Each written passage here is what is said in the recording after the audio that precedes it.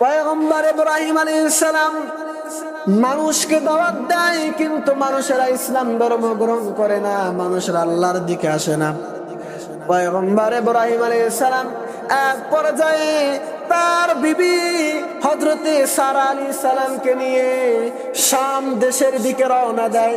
আর এই দেশের ভিতরেই থাকবো না, এই এলাকার ভিতরেই থাকবো না, যে এলাকার মানুষ আমার কথাগুলো মানে না, ইসলামের কথাগুলো গ্রহণ করে না, এত তাদেরকে দাওয়াত দেই, কিন্তু তারা আমার কথাগুলো মানে না।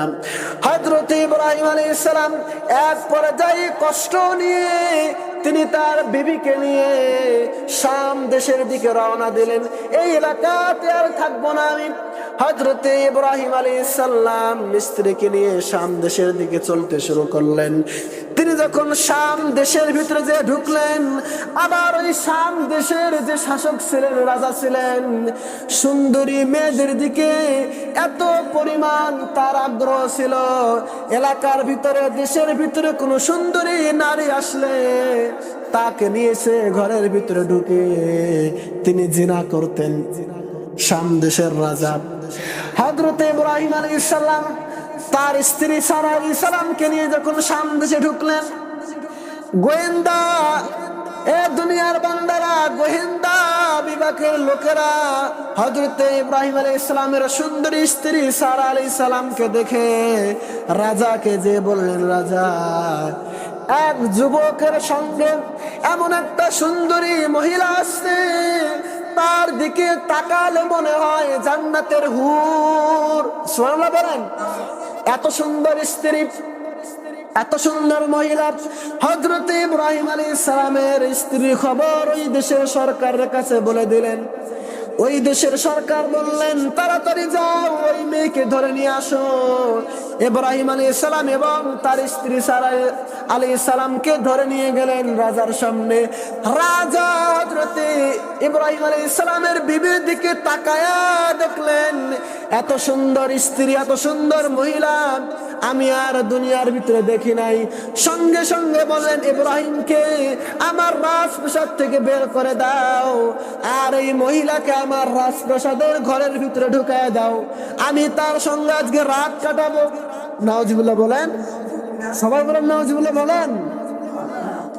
ইব্রাহিম আলাইহিস সালাম তেনাকে যখন বের করে দিলেন, ইব্রাহিম আলাইহিস সালাম ওই দেশের রাজপ্রাসাদের পাশে দাঁড়িয়ে দাঁড়িয়ে নামাজ পড়তে শুরু করলেন। বিপদ আসলে নামাজ পড়তে হবে, ঠিক কিনা? সকল নবী রাসূলরা আমাদেরকে শিক্ষা দিয়ে গিয়েছেন, যখনই আল্লাহর পক্ষ থেকে বিপদ আসবে তখনই আমাদেরকে নামাজে দাঁড়াতে হবে। হুকুম দিয়েছেন কে? আল্লাহ বলেছেন, ইয়া আইয়ুহাল্লাযীনা আমানু ইসতাঈনু বিস-সাবরি ওয়াস-সালাত ইন্নাল্লাহা মা'আস সাবিরিন। আল্লাহ বলে, আমার ইমানদারের সামনে যখন বিপদ আসবে, মুসিবত আসবে, তারা সঙ্গে সঙ্গে নামাজের ভিতরে দাঁড়ায় যাবে। হযরত ইব্রাহিম আলাইহিস সালাম বিপদে পড়ে গিয়েছেন, তিনি এবার দোয়া করতে শুরু করলেন, ও আল্লাহ, আপনি আমাকে বাঁচান, আমার বিবিকে আপনি বাঁচান। এবার হযরতে ইব্রাহিম আলাইহিস সালামের স্ত্রীকে নিয়ে যখন রাজা সেই ঘরের ভিতরে অপকর্ম করতে গেলেন, এবার ওই দেশের রাজা যখন হযরতে সারা আলাইহিস সালামের দিকে হাত বাড়ায়, হাত বাড়ার সঙ্গে সঙ্গে ওই দেশের রাজার হাতটা নুলা হয়ে যায়। সুবহানাল্লাহ বলেন। দোয়া কবুল করে নিয়েছেন কে?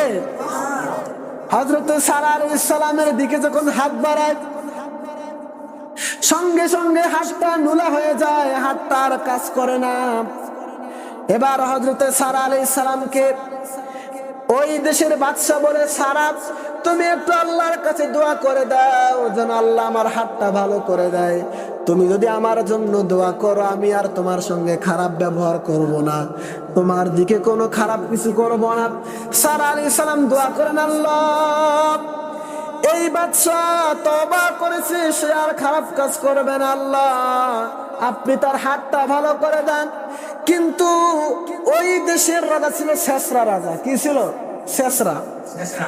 এমন শেষরা, দেখেন কেমন শেষরা। তিনি বললেন কি, আপনি যদি দোয়া করেন, আমার হাত যদি ভালো হয়ে যায়, আমি আর আপনাকে খারাপ কাজ করব না। দোয়া করলেন।